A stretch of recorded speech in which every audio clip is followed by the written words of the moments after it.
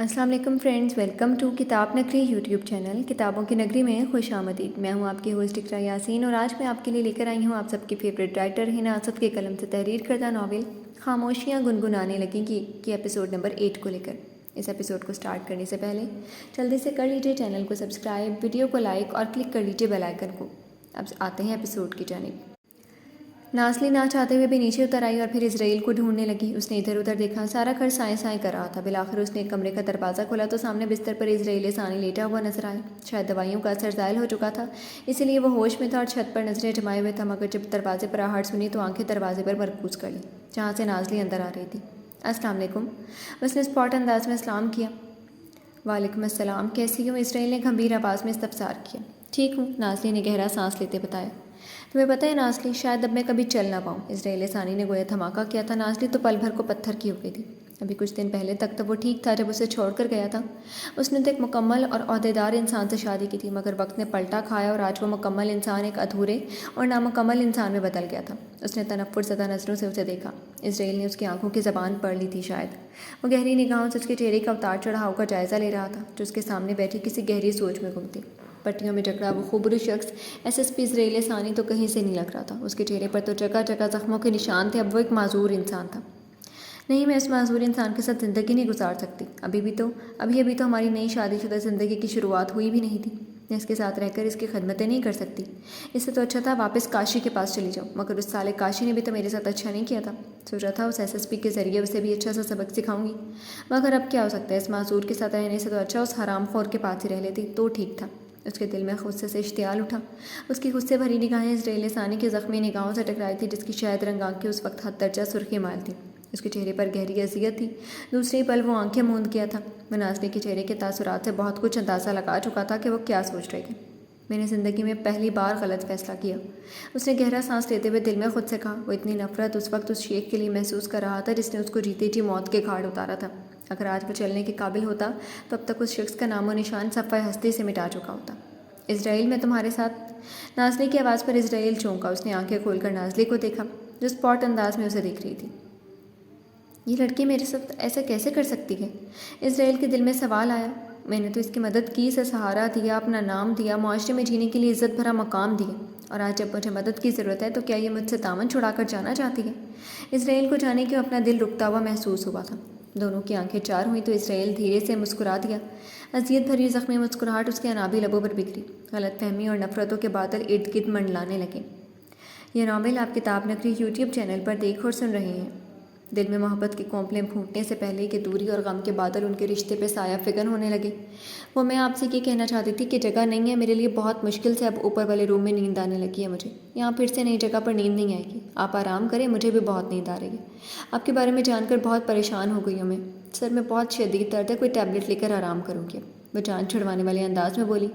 असल में उसे वहाँ मौजूद दवाइयाँ मल्टीविटामिन की स्मेल से उबकाई आ रही थी। वो जल्द से जल्द यहाँ से निकल जाना चाहती थी, इसलिए तेज़ी से कहते हुए उठकर बाहर निकल गई। इज़राइल ने उसके कमरे से जाते ही आंखें मूंद ली। ले लो स्वीट हार्ट, जो भी लेना है। वो उसे शहर के सबसे बड़ी बुटीक में लिए खड़ा था। मुझे नहीं चाहिए कुछ भी, बस सब है मेरे पास। बस तुम चाहिए थे, वो मिल गए। वो मुस्कुराकर उसे देखते हुए बोली। क्यों नहीं चाहिए तुम्हें? यार खुद ही तो कहा था तुम्हें शॉपिंग करनी है। कल भी दोनों वाइन पिए वैसे ही सो गए थे। आज तो हमारी स्पेशल नाइट है, तो कुछ हॉट सा लो अपने जैसा। उसने जैसे उसे गहरी नज़रों से उसका जायज़ा लिया था।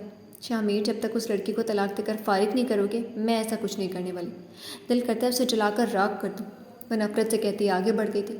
मैंने कितनी बार कहा है कि वो बेज़रर सी लड़की मेरी ज़िंदगी में कहीं भी एग्जिस्ट नहीं करती। सिर्फ मॉम की वजह से उससे निकाह करना पड़ा था। उसने उसके पीछे से बाजू पकड़ के दबाव बढ़ाते दबे लहजे में कहा था।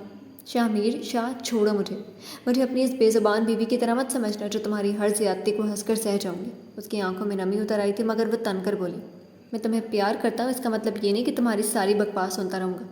तुम पे हक रखता हूँ और अपना हक कैसे वसूलना है अच्छे से जानता हूँ। मुझे रोकने की या पहरा लगाने की जिसमें हिम्मत है, वो अपना सारा जोर आजमा कर दिखाए। ये नावल आप किताब नगरी यूट्यूब चैनल पर देख और सुन रहे हैं। उसने उसकी आंखों में आंखें डालते हुए उसका बाजू दबोचकर उससे चैलेंजिंग अंदाज में कहा था। शामिर शाह, अगर तुमने मेरा बाजू नहीं छोड़ा तो मैं तुम्हें यहीं शूट कर डालूंगी। उसने अपनी आंखों की नमी पीछे धकेलते हुए कहा था। तुम तो मुझे बचपन से जानती हो डार्लिंग, तुम्हें क्या लगता है शामिर शाह किसी की भी धमकी से डर सकता है? उसने चबाते हुए एक लफ्ज़ अदा किया था। میں جانتی ہوں تمہیں نہایت ہی گھٹیا اور بد دماغ انسان ہو تم، مگر پھر بھی تمہاری باتوں میں آ کر تم سے شادی کر لی۔ اس کی آنکھوں سے آنسو ٹوٹ کر گرے تھے، اس کے بازو سن ہوئی تھی، اس کی پکڑ میں اسے لگ رہا تھا شاید اس کے بازو میں اب خون کی گردش ہی نہ کر سکے، اتنی سخت تھی شامیر کی گرفت۔ گھٹیا پن تم نے دیکھا ہی کب ہے میری جان؟ گھٹیا پن رات کو دکھاؤں گا، تب بتانا کتنا گھٹیا ہوں۔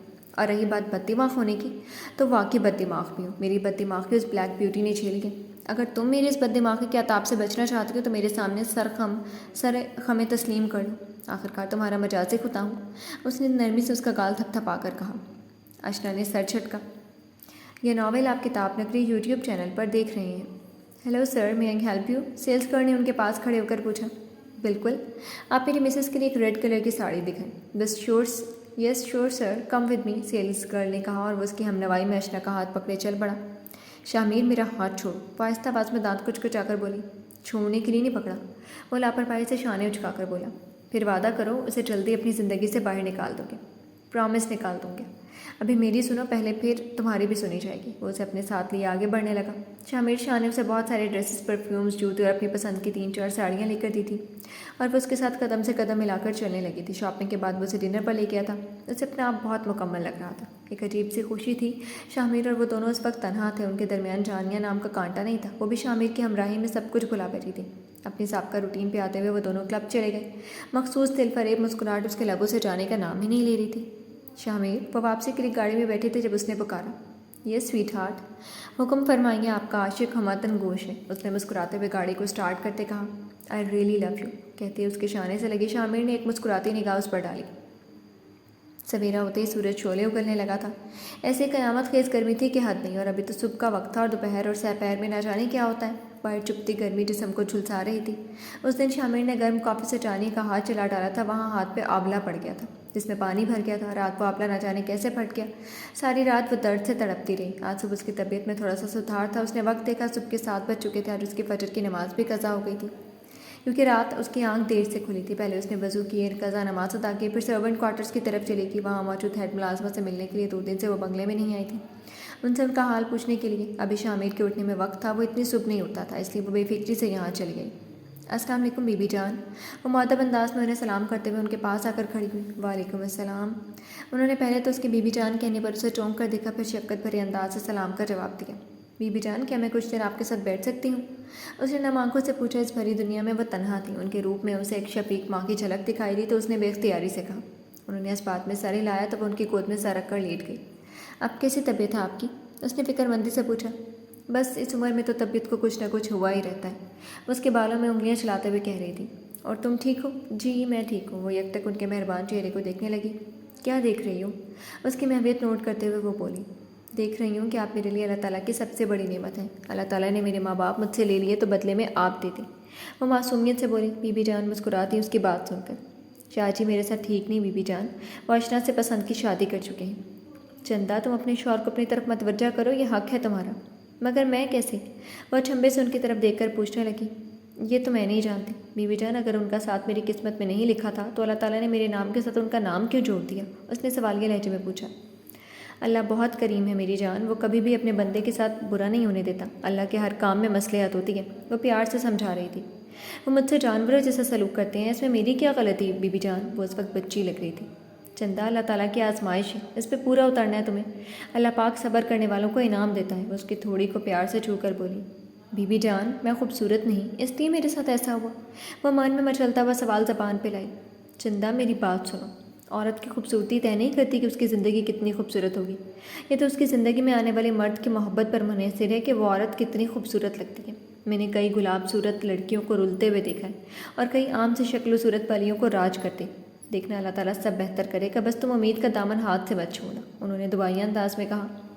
یہ ناول آپ کتاب نگری یوٹیوب چینل پر دیکھ رہے ہیں۔ بی بی جان، آپ نے وہ شاہجی کے چھوٹے بھائی کو دیکھا؟ اس نے تشویش بھرے ہوئے لہجے میں پوچھا۔ کس کو؟ اسرائیل بیٹا کو؟ جی شاید یہی نام ہے ان کا، میں نہیں جانتی۔ کیوں، کیا ہوا اسے؟ انہوں نے حیرانگی سے استفسار کیا۔ ان کے ساتھ کوئی حادثہ ہو گیا، اب وہ بستر پر پڑے ہیں، چل پھر نہیں سکتے، اس نے افسردگی سے بتایا۔ یا اللہ خیر، وہ دل پہ ہاتھ رکھ کے دہل کر بولی جیسے ان کے دل کو بہت بڑا دھچکا لگا۔ میں اسے دیکھ کر آنا چاہتی ہوں مگر میرے گھٹنے نے مجھے کسی کام کا نہیں چھوڑا، چلنے پھرنے سے رہ گئی۔ بی بی جان، میں آپ کے گھٹنے کی مالش کر دوں؟ ارے نہیں بیٹا، اس کی ضرورت نہیں، اچھا نہیں لگتا۔ آپ مجھے اپنا نہیں مانتی نا، اسی لیے انکار کر رہی ہیں۔ اگر مجھے اپنی بیٹی سمجھتی تو کبھی انکار نہ کرتی۔ وہ منہ پھلا کر خفگی سے بولی۔ اچھا ٹھیک ہے، کر دو، میں تیل گرم کر کے لاتی ہوں، کہتے ہوئے وہ باہر نکل گئی۔ بی بی جان نے اپنی آنکھوں میں آنے والی نمی کو دوپٹے کے پلو سے صاف کیا اس کے واپس آنے سے پہلے۔ جی تو فرینڈز، کیسی لگی آپ کو آج کے ایپیسوڈ؟ کمنٹ سیکشن میں ضرور بتائیے گا۔ پھر حاضر ہوں گے نیکسٹ ایپیسوڈ کے ساتھ، تب تک کے لیے اجازت دیجیے۔ شکریہ، اللہ حافظ۔